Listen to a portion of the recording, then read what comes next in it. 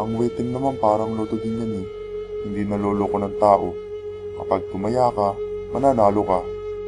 Sa wedding naman kahit magkano, kahit piso, pwede kang manalo. Napakahirap manalo sa loto. Dito sa wedding, mas malaki ang tsansa mo.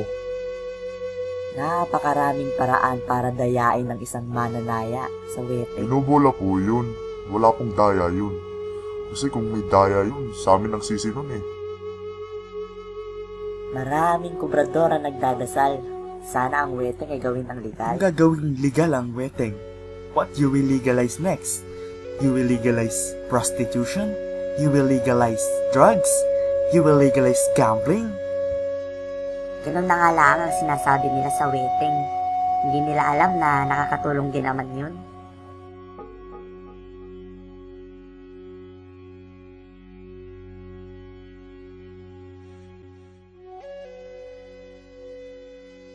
Sa mundo na kung ilarawan ay parang sugal, ang wedding ay laro ng pakikipagsapalaran na tila tayong lahat ang pinaglalaruan.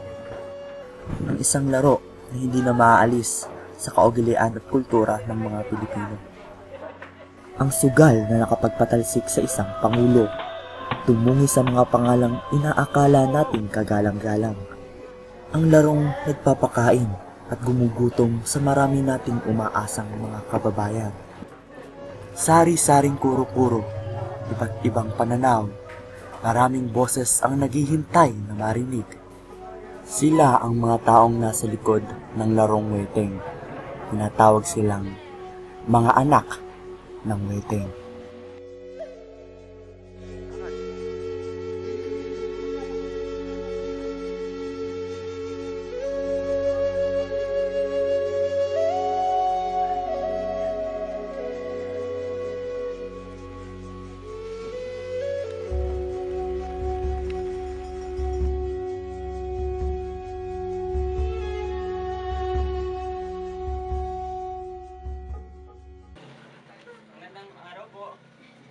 Doon ay aking nakilala si Mang Joel, hindi tunay na pangalan. Nagtatrabaho siya bilang isang rebisador sa Small Town Lottery o STL. Kami yung rebisador dun sa STL. Kami yung mga taong huling tumitingin dun sa papel na tinayaan na dinala ng mga kabo bago ito bulahin. 250 hanggang 300 pesos ang kinikita ni Mang Joel araw-araw.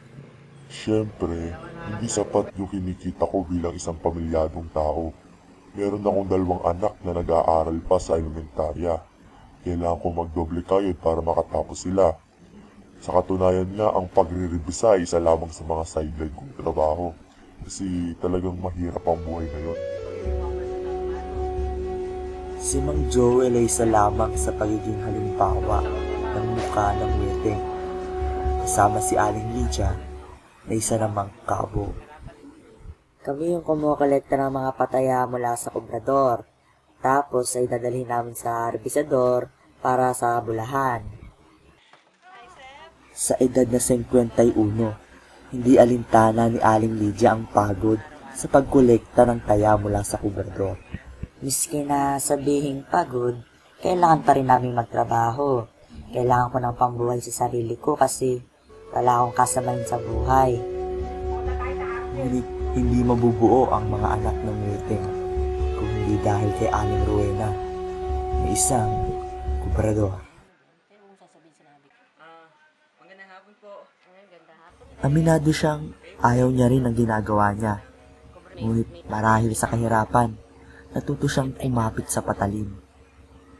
Kaysa tumunganga ako maghapon dito sa bahay at mamatay sa gutom, sinubukan ko magkubra doon sa STL. Yung kinikita ko naman doon ay sapat sa pang-araw-araw. Yung sa pagkain ko, sa gastusin ko, yung mga bayarin dito sa bahay. Bagamat marami ang nagsasabing legal na daw ang wedding dito sa Pilipinas, meron pa rin kabang nararamdaman si Aling Rowena yung siya ay lumalabas at nangungubra. Siyempre, kinakabahan ako sa tuwing ako'y mangungubra. Lalo na kapag nakakakita ako ng pulis.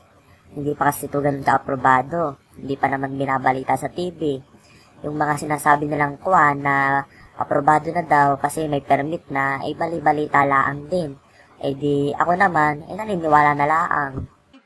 Ngunit ang pagiging kubrador ni Aling Rowena sa Weteng ay tila hindi tanggap ng ilang kritiko sa ating lipunan. Sa tingin naman namin ay wala kaming ginagawang masama. Hindi kami nagnanakaw. Naghahanap buhay lamang kami para may patusto sa pang-araw-araw. Ganun na nga lang ang sinasabi nila sa Weteng. Hindi nila alam na nakakatulong din naman yun.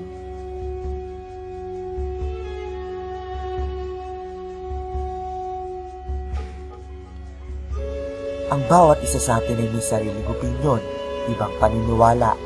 Ngunit para kina Mang Joel, Aling Lydia at Aling Rowena, hindi mo masasabing iligal ang isang bagay kung isa ito sa mga nagiging rason kung bakit tayo ay nabubuhay.